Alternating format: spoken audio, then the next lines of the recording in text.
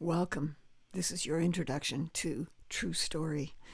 It's an evening filled with personal stories from myself, Darby Mills, and my 4 decades of touring the world with the most incredible bands, such as Kiss, Whitesnake, Eddie Money, Quiet Riot, Chilliwack, Lou Gramm, the original April Wine, the original Toronto, Saga, the original Harlequin, Loverboy, and Kenny Shields, Streetheart, and then a whole bunch more as well.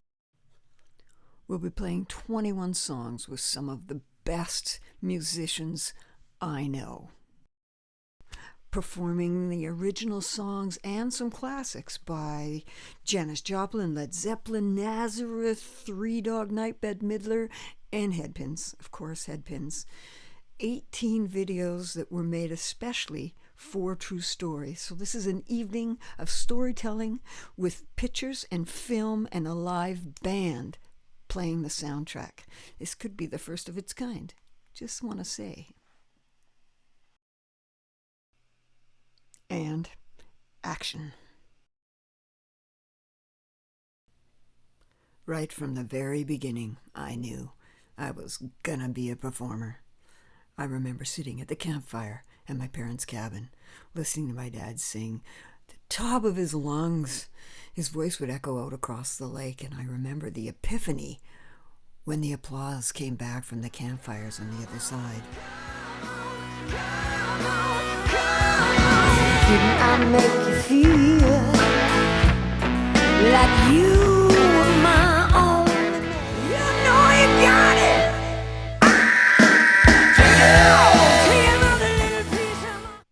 2 weeks after graduation, I loaded up my trusty silver AMC Gremlin, and with all my worldly possessions and a few of my parents, I headed off to Calgary. I'd heard that's where the music scene was rockin'.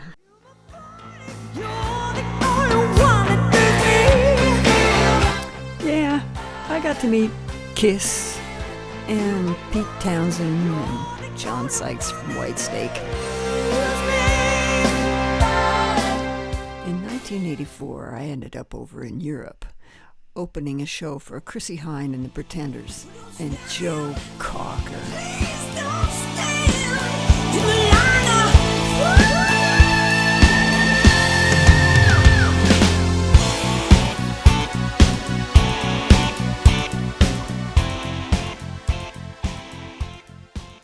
I got up on stage and sang with Dan from Nazareth. I'll never forget that. Now you're messing with a son of a bitch. Messing with a son of a bitch.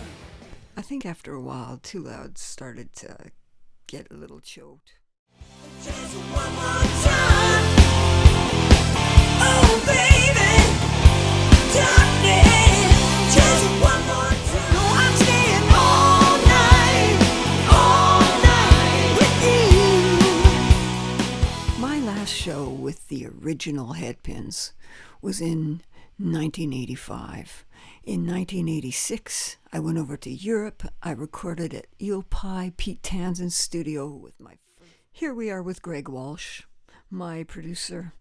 He also produced Tina Turner's Private Dancer album for my first solo record. But when I got back to Canada, I got back with Brian and we put out another version of the Headpins in 1988. That unfortunately didn't come together, but I hung in there and got my second solo deal with Warner Music here in Canada in 2001.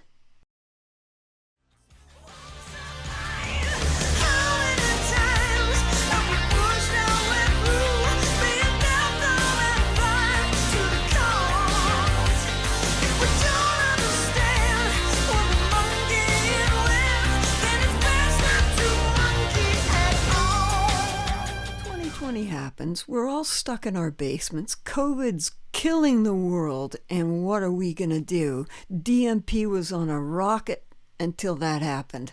So we came up with the idea of putting some songs together in our home studios and sending them over the wire just to see what would happen. You feel your tree is breaking, just bend. You got the music in you. You got the music.